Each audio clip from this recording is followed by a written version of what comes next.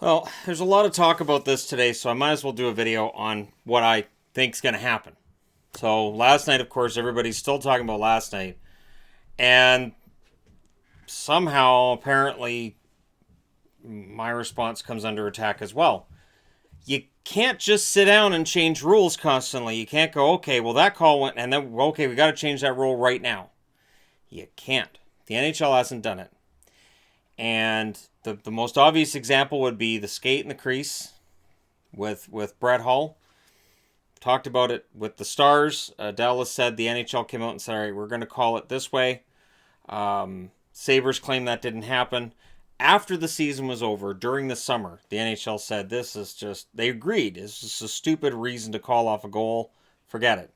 I've heard some good conversations today. I heard Jim Houston say, why can't you hand pass in the offensive zone? This is stupid. Agreed.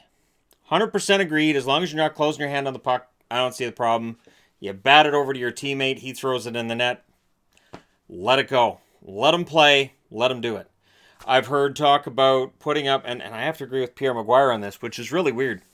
Taking the second referee off the ice and having him like the eye in the sky so that when something happens, they can go to a replay and he can say, hey, and he's in the ear of the other referee, you're going to do this. Now, that wouldn't be applicable, I would think, to minor penalties.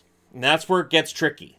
So basically, he'd be able to overrule high stickings if they were wrong, but the plays and the things that happen in behind the play, it's not like he can be in the ear of the referee saying, hey, there was just a high stick here. Oh, hey, there was a slash. Hey, there was a...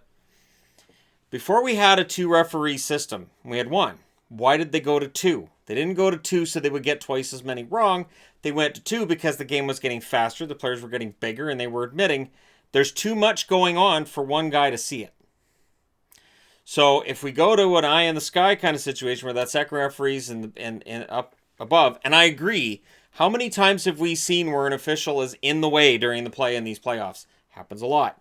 So what happens, and I've heard this today as well, so I'm trying to just take in as much information in this as I can and relay it to you guys, because I know with Canadian media here, I'm probably hearing a lot more than what people in other locations who may not have access to the Canadian media are hearing.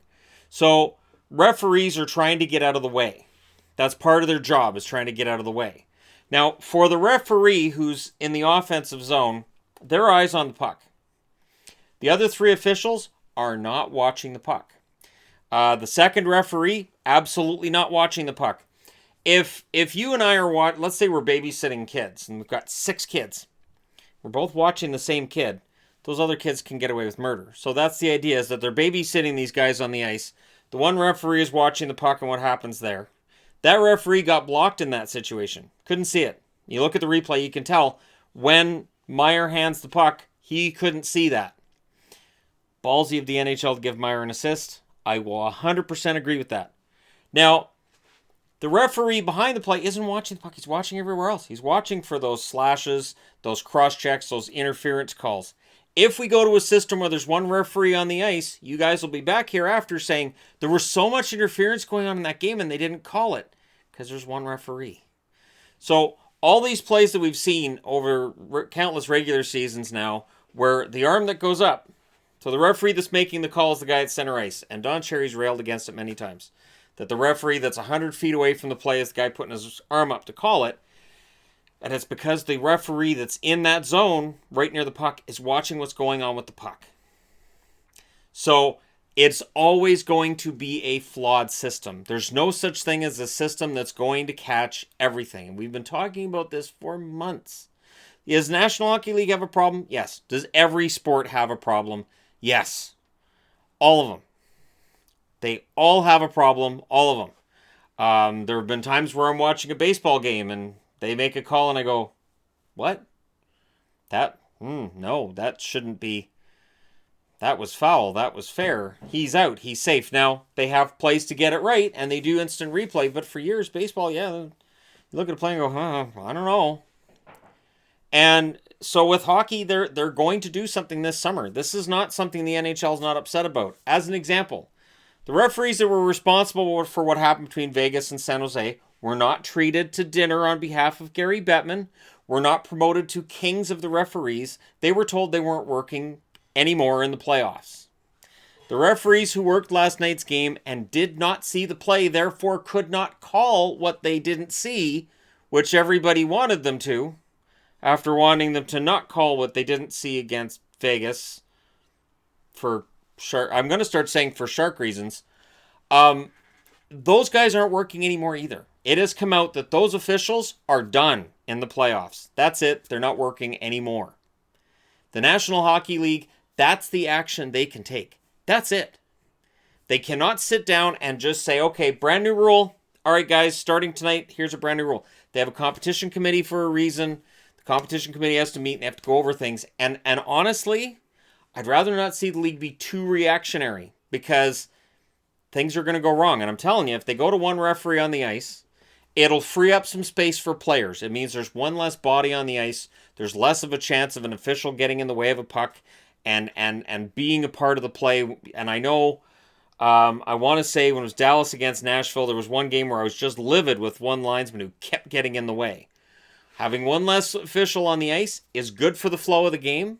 It frees up space where players are bigger and faster than they've ever been. But you're going to see a lot more penalties that don't get called. And my only concern with that would be if hooking, holding, and this kind of stuff started to kind of creep back into the game because you have one set of eyeballs on the ice. Because again, if you're going to put a guy up above, okay, press box looking down, you can't have him calling every single penalty. That's no. Not only that, but from that angle, and then you'd have to have all the reviews, you're going to drag the game to a screeching halt. The NCAA has a review process that has lengthened the game significantly. And when people talk about how to resolve this, the NCAA thing gets brought up. People immediately are like, no, you don't want to do what they're doing. No. Should every goal be reviewed?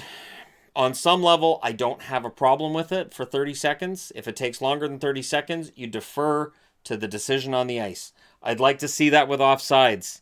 I would love to see that with offsides where it's like, okay, we've looked at this for 30 seconds. That was the call on the ice. We're done. Finished. The problem is when they get a call wrong or when there's another angle that comes out, immediately everybody's going to jump on them. It is a really fast sport. And I think that's why with American feeds, they take NASCAR drivers, they take football players, they take other sporting athletes, and they sit them down with Pierre Maguire or whoever, and they say, hey, watch hockey. And these guys are like, this game's really, really fast. Yeah. And that's how fast these things happen, and that's how fast referees have to make that decision on what they just saw and what just happened. They don't have and yes, they should be allowed to use replay, but if they do it for everything. So one thought that's come out today, and I don't have a problem with this, is one coaching challenge per game for anything. Anything. So if Bruce Cassidy goes, that puck hit the mesh before that Columbus goal went in, I'm going to challenge it for that reason. He can challenge it, that goal comes off the board. If you're wrong, it's a penalty. And that's it. But again, if we went to a situation like that, we're going to have people back here saying, well, yeah, they got that one. But then there was that other play later in the game and they couldn't challenge that. And that's wrong. They should be able to throw as many challenges as they want. I don't think it's easy to describe how fast and how difficult to call a game is. I saw a very, very, I thought pertinent Twitter thread on how all four officials on the ice could easily miss that hand pass by Meyer.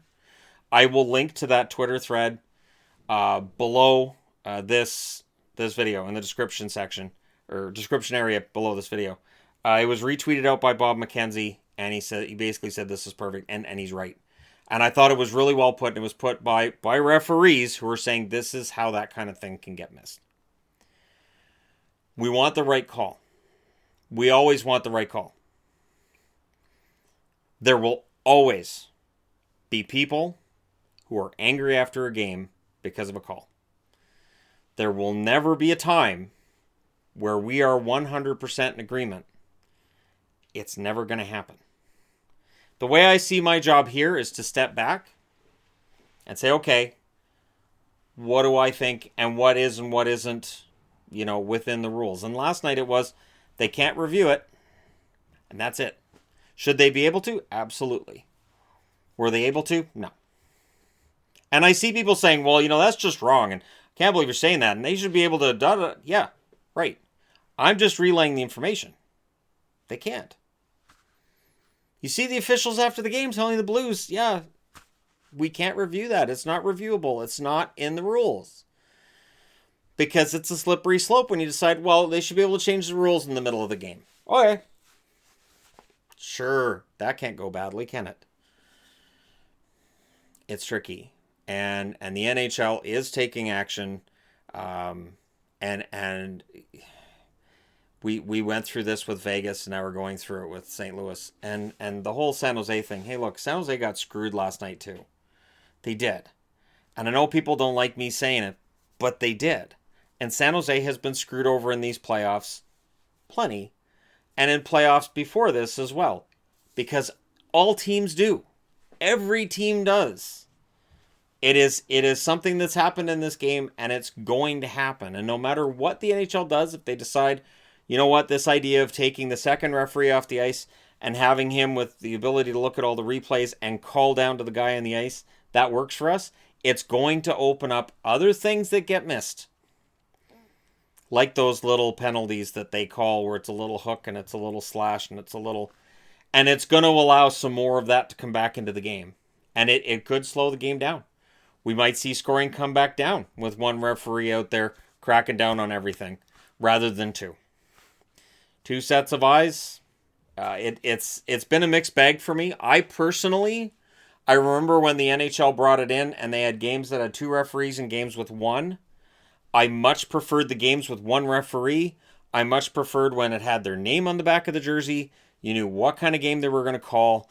And I personally found that while every fan base had referees they liked and referees they hated, at least we knew at the start of a game what we were going to get. And now we don't really see that. So the NHL's got decisions to make, but it'll be this summer. So for people who are saying we want to see action right now, that's not how the league has worked. That is simply just not how the league has worked. And the situation we saw last night, a hand pass leading to a goal, I've never seen that before. Ever.